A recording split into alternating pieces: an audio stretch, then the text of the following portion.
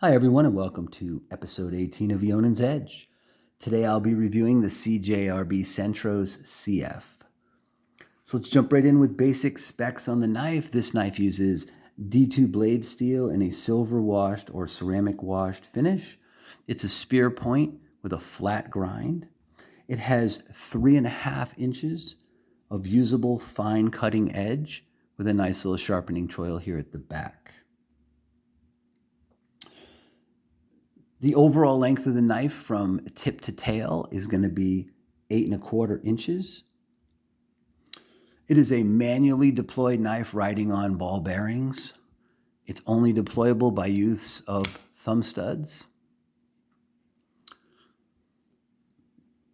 It has full stainless liners on it on both sides. There is some milling on one side, as you can see, to reduce some of the weight. It's advertised as a carbon fiber knife, but that's a little misleading. It has G10 with carbon fiber overlays.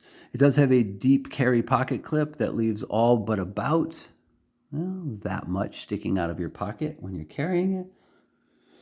It's a Dylan Mallory design. He's designed a lot of knives, and you can kind of tell his designs, they all kind of do have a similar feel to them, but there's the little ram's head looking logo for Dylan Mallory, and it says D2 for the blade steel right there. The weight of this knife came in at 3.92 ounces.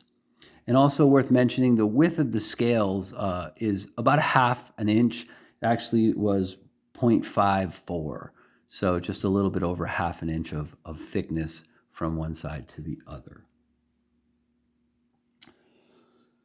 So what I like about the knife, I like the long, fine cutting edge. The spear point design is pretty good looking. It gives you, with the flat grind, it goes way up here on the blade. It does give you a lot of slicing area, so it definitely lends itself to slicing good. The grip scale length on this knife will accommodate just about any size hand. I mean, if you have smallish or medium hands, you're going to be way in here like this. And I wear a large glove size, so you can see there's enough room for a whole nother finger on the back of this knife. It is kind of a little chunky feeling when you're holding it like this for a long, what looks like a long, slender knife, but it's actually got some pretty good width to it. Like I said, it's 1/2 inch from one side of the scales to the other. I love that there's not very much blade billboarding on it. I mean, they've got Mallory's design and the serial number and blade steel over here and just CJRB up here on the top. There's nothing here in the middle. That's kind of nice. I don't like a lot of billboarding on knives typically. The jimping on the knife is well done. They put some jimping up here on the top where you'd put your thumb in the standard saber type grip. That's good. The knife does feel pretty comfortable. There really aren't any hot spots on the knife. There's no jimping down here. Maybe might have been nice to get a little bit of that, but you can see that they did bevel off right here where the liner lock goes. And the lockup on this knife is good, by the way. So, ergonomically, it's pretty good. You can get these 3 fingers right in here in this little cutout that they put on the knife here like this. I like that. And there's plenty of room, like I said, for pretty much any hand size that you might have. So overall, this is a good looking knife, right? I mean, you look at this and you think, wow, that's kind of cool looking. It's got a long blade. It's not super thin. It does have a pretty good size spine on the back of it. It comes down a lot thinner here to a point, which is great. And you look at it and you say, okay, overall, that's a pretty good looking knife, right?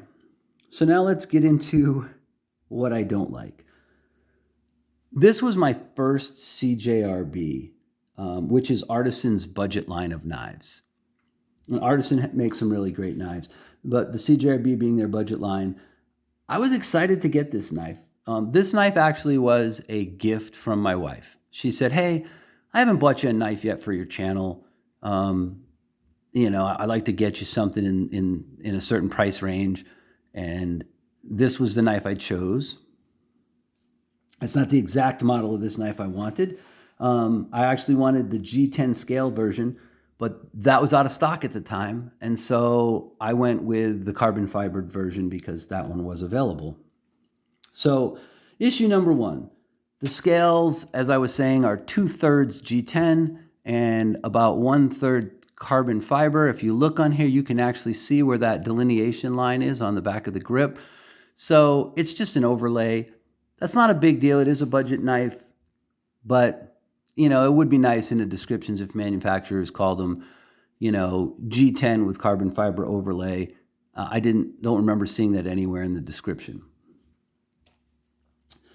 Number two, the blade on this was not sharp when I received it. I won't say it was dull, but it wouldn't slice through paper. So I've never received a major manufacturer production knife out of the box that wouldn't at least cut through paper. So when I say the knife wasn't sharp, I feel that's, unacceptably not sharp. So I did have to sharpen it. I did have to put an edge on it because I wanted to see how it took an edge, and which it did. It took a nice edge. And then how the D2 held up when I actually used it for cutting over the last several weeks. And it did. It's still sharp like when I finished sharpening it. But it did not come with what I would consider a properly sharp edge on it. Number three, the pocket clip issue. Probably my biggest issue with this knife was when I got the knife, the pocket clip was raised up in the air on one side. And the reason for that is because if you look, this screw for the standoff and the scale and this screw are both proud, meaning they're sticking up, meaning that they did not countersink the holes back here on this scale, this carbon fiber scale on this side properly, so that the screws didn't stick up. If you look at the other side, you'll notice you can't barely even see the screws here. They are a tiny bit proud, but not much. So this screw is proud. So my first thought was, no problem. You could actually see daylight underneath one side of this pocket clip. So I said, no problem. I'll get out my Weehaw bits. I'll take the pocket clip off. I'll remove this screw and I'll just take a drill bit or a Dremel and I will countersink that screw hole a little bit and put it back together. Well, I couldn't do that because it seems like they put a lot of Loctite on the screw on this side of the stanchion in the back, the spacer, and none over here. So what happened was this just spun in there and I didn't really have anything small enough to get in there without damaging the pivot in the back. So I decided not to try to take that apart.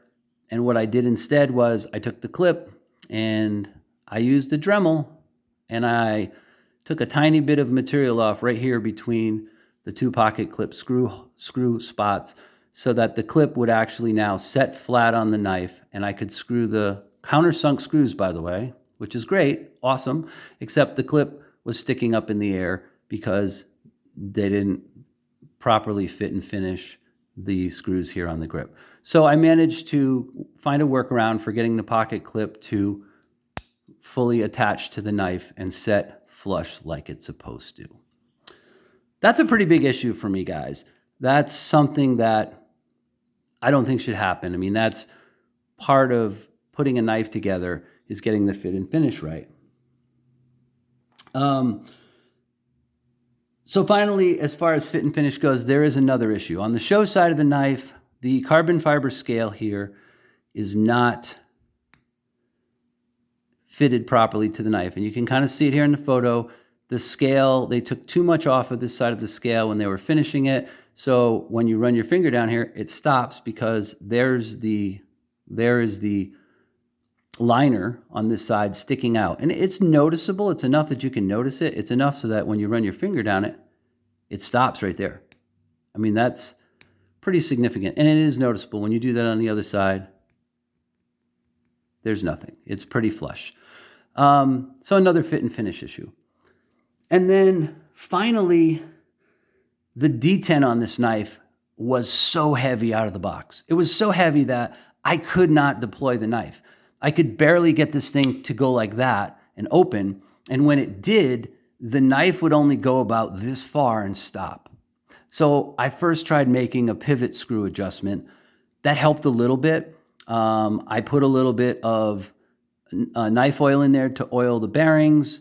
And what I ended up having to do with the knife to get it to the point where it is now, where it's heavy but acceptable and it deploys properly, was I ended up having to go in with a pair of jeweler's pliers, which my wife has because she does jewelry.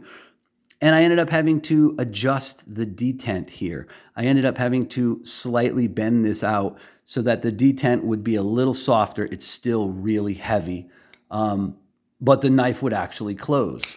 And because the detent is so heavy, it doesn't, there you go. It doesn't really drop shut easily. It's not gritty, it's smooth, but heavy detent, a lot of pressure required to flip this knife open.